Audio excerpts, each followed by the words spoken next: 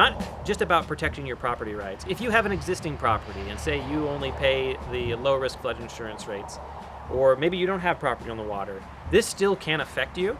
It's going to drastically alter housing availability in the state of Oregon, which is going to also drastically change pricing for housing as it becomes harder.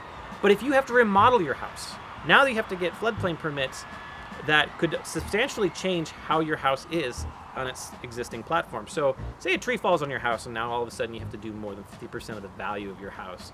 Maybe it was built in 1970, maybe it was built in 1930, maybe it was built in 1990. A tree taking out your house causes a very large disruption and cost. So if you have an unanticipated damage to your house, or say you just want to remodel or put on an add-on, all of a sudden now your housing project is going to get very expensive because of under the new rules.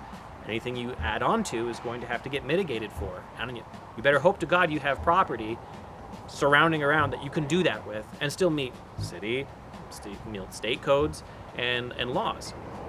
In addition to that, you may actually end up having to elevate your house all of a sudden in order to meet the new code, because if you have more than a substantial change to your property within 50% of the value of that property, then all of a sudden now you have to meet the new code, which means that now your house remodel might now be a house lifting.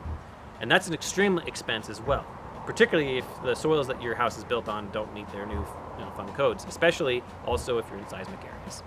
So this is something where it affects a lot more people than the people that feel like I've got my house, everything's fine, I'm not going to change it. But if something happens to you, this is going to be something that you're going to wish you would have paid attention to. So for those that have blank land, those that have existing homes, those that are paying flood insurance now, those that aren't, I highly encourage you to go to the website for Oregonians for Floodplain Protection, join the fight, and try to roll this back so that National Flood Insurance Program is for flood insurance.